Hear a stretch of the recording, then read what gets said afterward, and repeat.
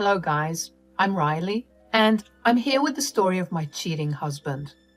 I'm sure you have heard numerous stories about cheating partners, but have you heard about one where the man used his own father's disease to hide his affair? Well, my husband Benji decided to do just that. Benji and I were together for 3 years before we got married. I was fresh out of college and working a great job. We met through his father, Nick, who was my professor in college. He was also my dad's best friend and loved me like his own child. I had never met Benji before because we lived in different states before college. After we met, we clicked right away. He was a funny and charming man who would impress absolutely anyone. We started to date, and after 3 years, he proposed to me. Trust me, guys, he gave all the green flags he could before we got engaged. However, after we got engaged, a problem came knocking on our doorstep. It was his best friend, Sonia. She came into my house and started to scream at Benji. "How dare you get engaged to someone else without telling me? I wasn't here for 3 years and you decided to get engaged within this time?" "Sonia, calm down. I wanted to tell you about us, but you rarely visited here. You didn't even tell me that you were coming back for good. I got to know that today. You have no right to attack me for not telling you. You were the one who hid this relationship from me. I will never forgive you for this." I was pretty confused and alarmed by the interaction. Yes, I had heard about Sonia before, but I never saw her in person. She was living in a different state with her dad before coming back here for good. I always looked forward to meeting her, but what happened that day made me very uncomfortable. Benji tried his best to calm her down and then sent her home. After she left, I said, "Why did she react that way, Benji?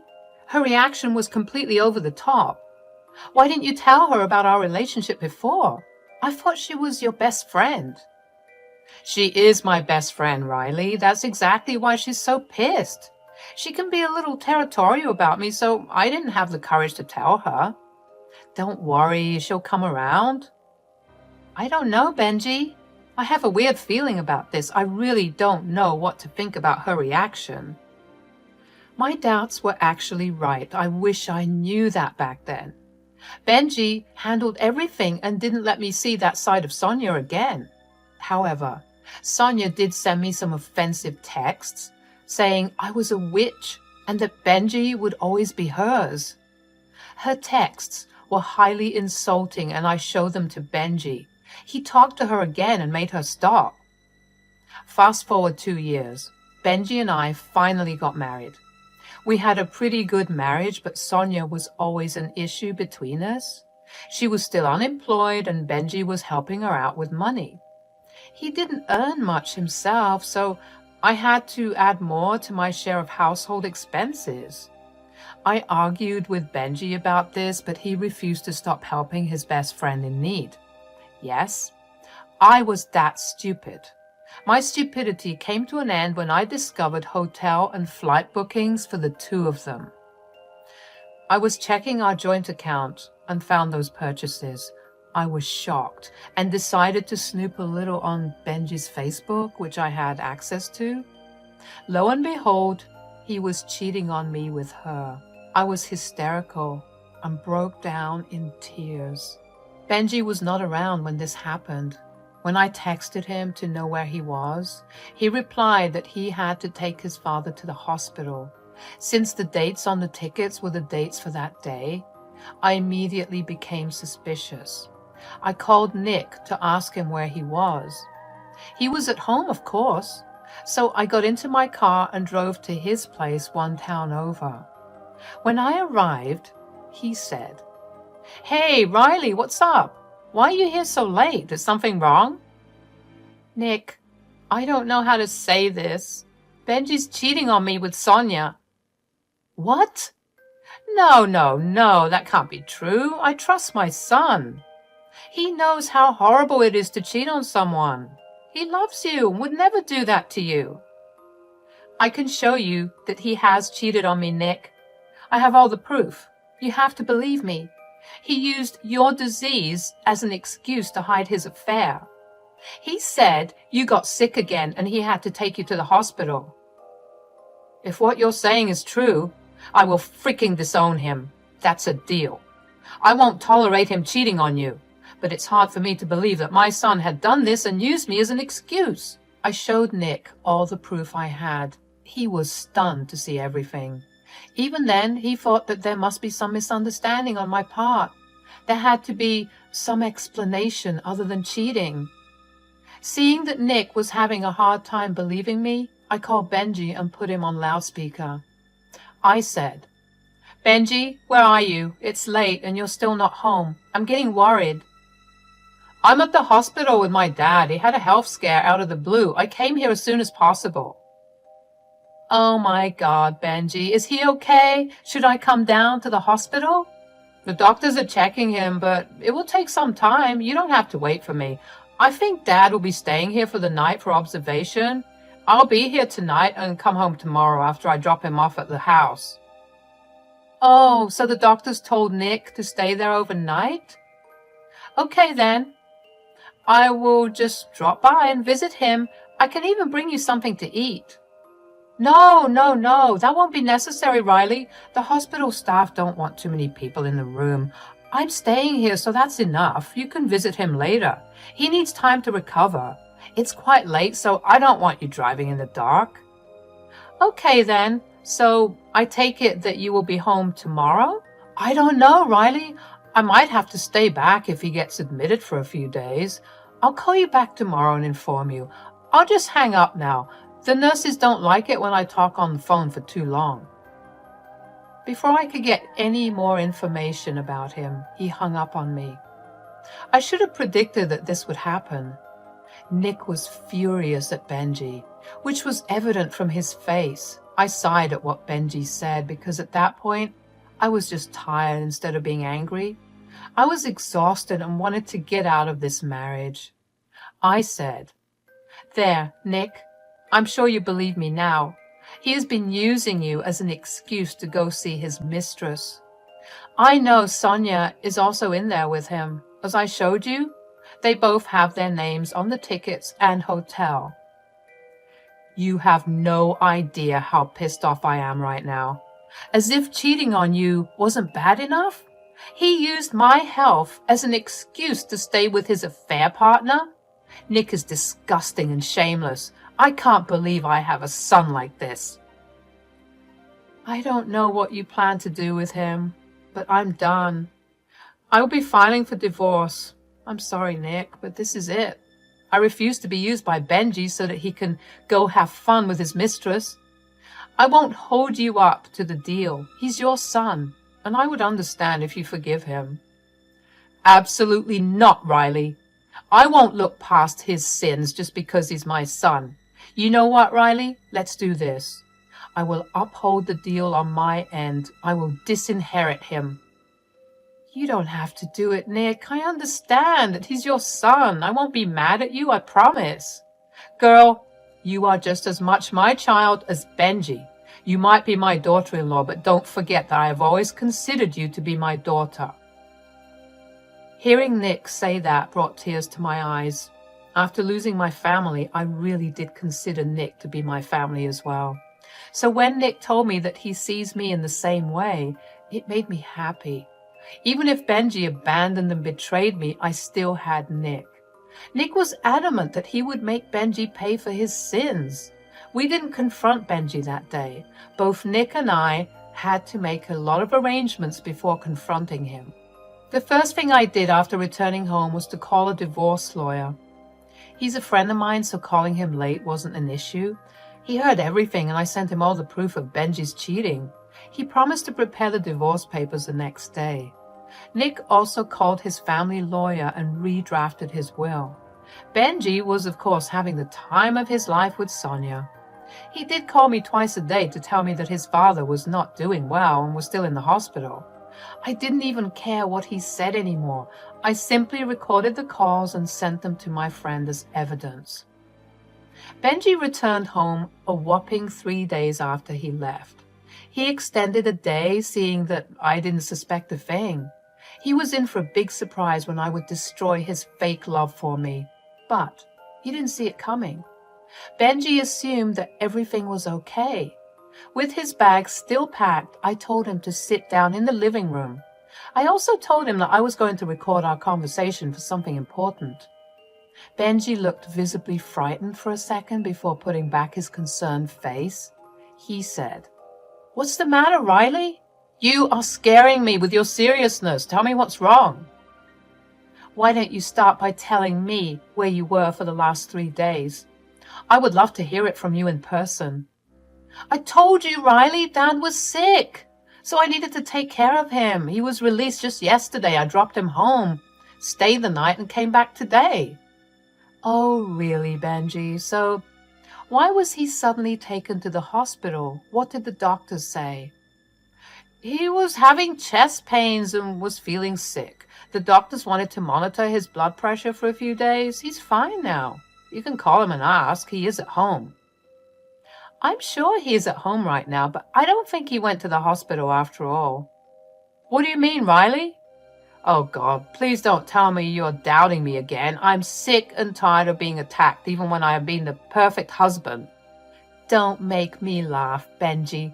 The perfect husband won't go around sleeping with his best friend behind his wife's back. Does Sonia know you used your father as an excuse, or is she involved in the entire planning as well?" "Stop it, Riley. Don't talk about Sonia like that. You make her sound like a wicked homewrecker. It's shameful that you are suspecting your own husband like this. You have always been jealous of Sonia because she's beautiful. So you are finding ways to make our relationship inappropriate." "Your manipulative tactics won't work anymore, Benji. Guess what? I went over our bank statements and found some interesting hotel bookings and plane tickets. I'm sure you already know whose names I found." "What?" "I don't know what you're talking about. There must be some mistake. Maybe you're trying to set me up. You even accused me of using my sick father to hide my fake affair. This is shameful, Riley. I'm disappointed in you." Benji then went on to berate me and somehow turned this on me. While he was doing that, Nick walked in through the door. I had informed him about Benji's arrival when he texted me last night. When Nick walked in through the door, Benji took one look at him and went pale. He looked very panicked and started to sweat. He said, "Hey, Dad, what are you doing here? What a surprise, Dad. I thought you should be at home after getting so sick and all." "Are you talking about the sickness you faked to go have an affair with Sonia?" "Yeah, I've recovered from that just fine, son. No thanks to you, of course." "Dad, what are you talking about? I can't believe you'll say things like that. I'm not having an affair with Sonia." "Is that so, Benji? Then why did you book tickets and hotel for the two of you? And why did you lie to Riley and tell her that you were with me at the hospital?" "Well, you see, it's just..." Benji started to stutter, seeing that he had been cornered by us. He was thinking hard about how he could come up with more lies about his affair. He realized pretty quickly that he was getting caught in his own lies. I decided to make things easier for him. I said, "There's no need for you to make up lies, Benji. I was at Nick's place when you gave me the bullshit story of taking him to the hospital. He was sitting right across from me and hearing everything since I put you on loudspeaker." "Yes, that's right. I heard everything, Benji. I heard how you used my sickness to hide your affair. I saw how you booked a nice vacation from your joint finances to spend quality time with your mistress. I really hope this trip was worth it, Benji. I have some good news for you, though. There is no reason for you to lie to me or cheat on me. I've already filed for divorce, and here are the papers. We can go to a lawyer or opt for mediation and settle things. After that, you're free to do what you want with Sonia. Oh, just remember that I will stop putting money into our joint account, so you're on your own." "Okay, look, I confess that I went to stay with Sonia, but it was a one-time thing. You don't have to take such a drastic step for a one-time thing." "A one-time thing, Benji? I have read your texts with Sonia. I have seen how you have been with her even before we got married. It also didn't help that Sonia fed into my doubts by making me feel jealous. I must say, your affair partner gave me a great incentive to snoop. Riley, please don't do this. I promise I'll cut off all contact with Sonia. We can go to marriage counseling and make things better. We don't have to get a divorce. Dad, please help me convince Riley. Are you freaking kidding me, Nick? She has all the right to divorce you. You were just begging to get her back so that you can have fun on her dime. How dare you ask me for help? I will never help you with anything again. In fact, I have already disinherited you. Hearing this, Benji becomes even more apologetic. He started to beg us not to take away our financial support. Since he didn't work much and took care of Sonia as well, our money meant a lot to him. We should have cut him off sooner, but love is a stupid thing. Good thing that we have learned our lesson. Me and Nick would no longer be Benji's ATM. Since Benji wouldn't stop harassing us for forgiveness, we jointly kicked him out. The house was mine, and his bags were already packed, so it was super convenient for me. Benji left, but kept blowing up our phone with texts of apologies and forgiveness. We turned off our phones and discussed the next steps we would be taking against Benji. Nick has already sent the papers to disinherit Benji. He was leaving a part of his estate to a niece and the rest was left to me. He told me that since I was the one who truly cared about his health and didn't use it for my own benefit, I deserved this much from him.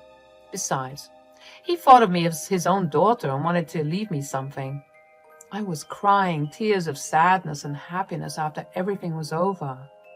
Look, I won't say that I never felt sad about my marriage again. It was super hard to look past the good times and put on a brave face. However, I also knew that those good times were built on lies. What also helped was the fact that Sonia kept rubbing my face when Benji moved in with her. She texted me and said, "See, Riley, I have won. You have lost the love of your life to me. I had warned you that Benji would always be mine.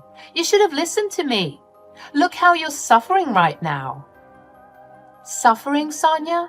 Don't delude yourself. I have been freed from taking care of a man-child who couldn't even earn enough to support himself. The sheer financial burden of staying with him was enough to ruin the joys of my marriage. I wish you well with the financial burden you just took in. He will never be a financial burden to me, Riley. Since you make more money than him, he will get alimony from you. Plus, he will get half of your house. That would be enough to make us have a good life. Sonia, are you that dense? Have you forgotten that we live in at-fault state? Even if we get divorced, Benji won't get a cent from me, since he cheated. And, by the way, the house is only in my name and belongs to me, so he won't get anything from that either. It finally dawned on Sonia that Benji would get absolutely nothing from me. And she also must have realized that she would have to get a job to support herself and Benji. Gone were the days when she didn't have to move a finger to provide for herself. Sleeping with Benji was enough to bring in good money for the month, but now she would have to work to feed herself.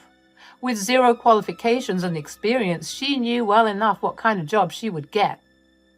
Realizing these things, Sonia went completely silent.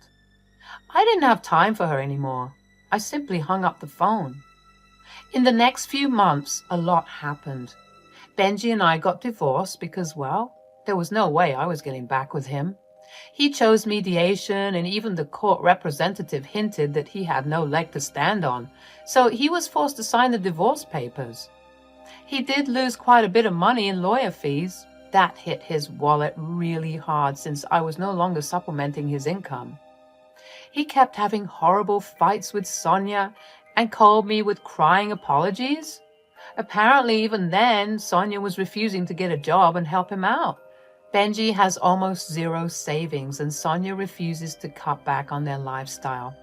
Their fights got so bad that he left her. That night, he showed up on my doorstep with his stuff in tow. He was begging me to take him back. He also kept blabbering about how he was sorry and he would make it up to me. I simply shut the door on his face.